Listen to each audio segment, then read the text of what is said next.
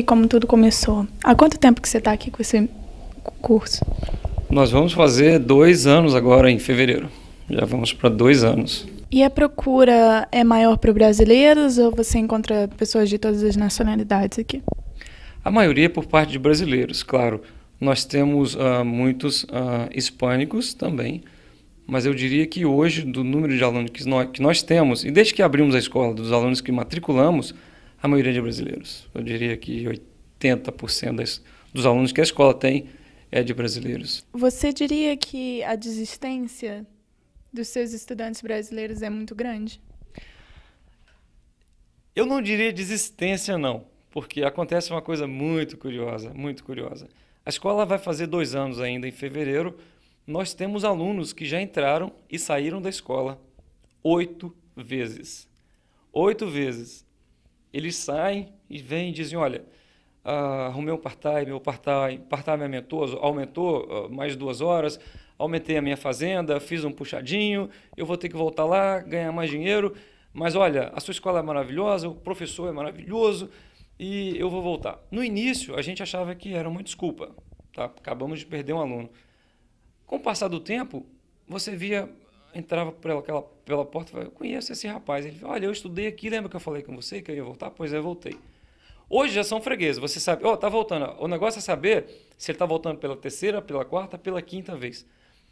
Não desistem porque eles vão e voltam, mas é muito comum eles abandonarem o curso num determinado momento e depois voltam.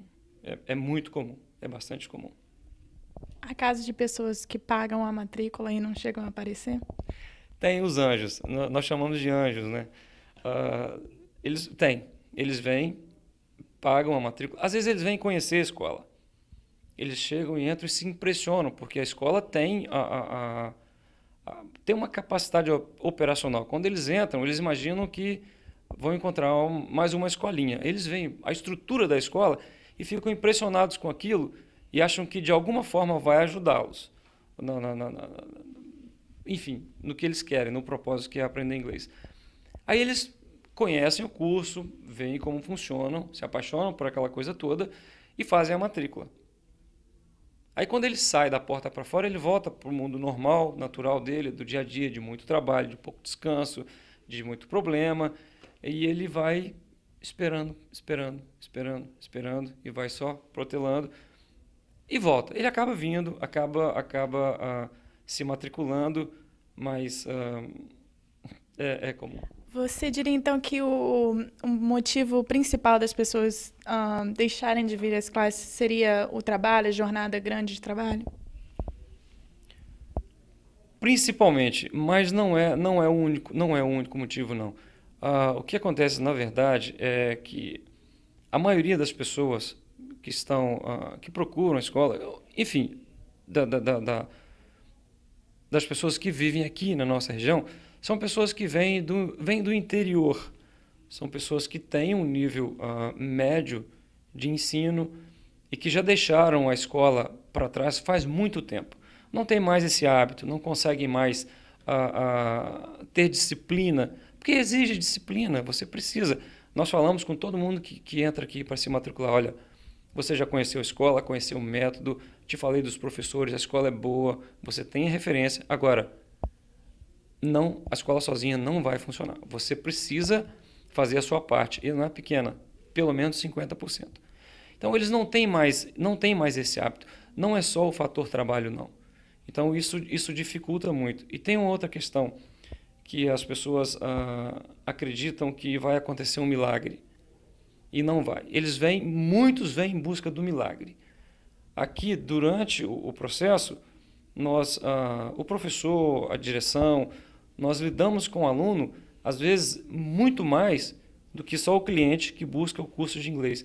Você tem que trabalhar o fator psicológico do aluno, você tem que motivar o aluno, uma série de fatores que você tem que acrescentar, além do fator principal, que é a educação, para fazer com que ele fique, porque senão ele realmente sai. Mas não é só o trabalho, não. Não é só a questão do trabalho, não.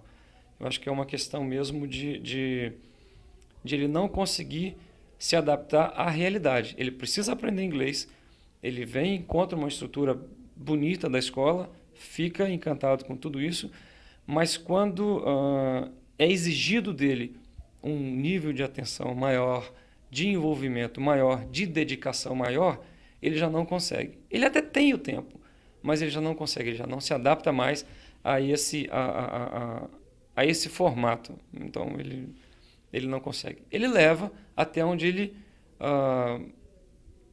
talvez possa aprender a desenvolver oralmente, por exemplo, né? Então, ele vai ao primeiro, segundo nível, aí ele dá uma parada, inventa uma desculpa, aí ele volta a se envolver com o universo português lá fora. Você sabe, Denver é uma cidade que fala português. Passa 1 mês, 2 meses, ele começa a perder aquele pouquinho de vocabulário que ele aprendeu. Aquela pronúncia que ele corrigiu quando ele chegou aqui, começa a falhar de novo. Aí ele volta, faz mais um nível, faz outro nível e vai embora. Isso a grande maioria, a grande maioria.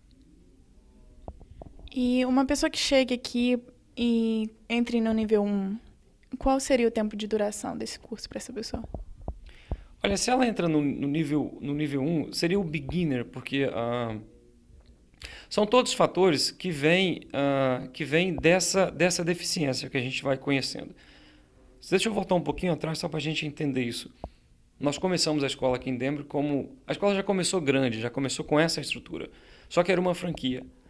E nós descobrimos em pouquíssimo tempo que a franquia, na verdade, que eles tinham uma filosofia que era matricular. Era só matricular. Eles não garantiam o outro lado.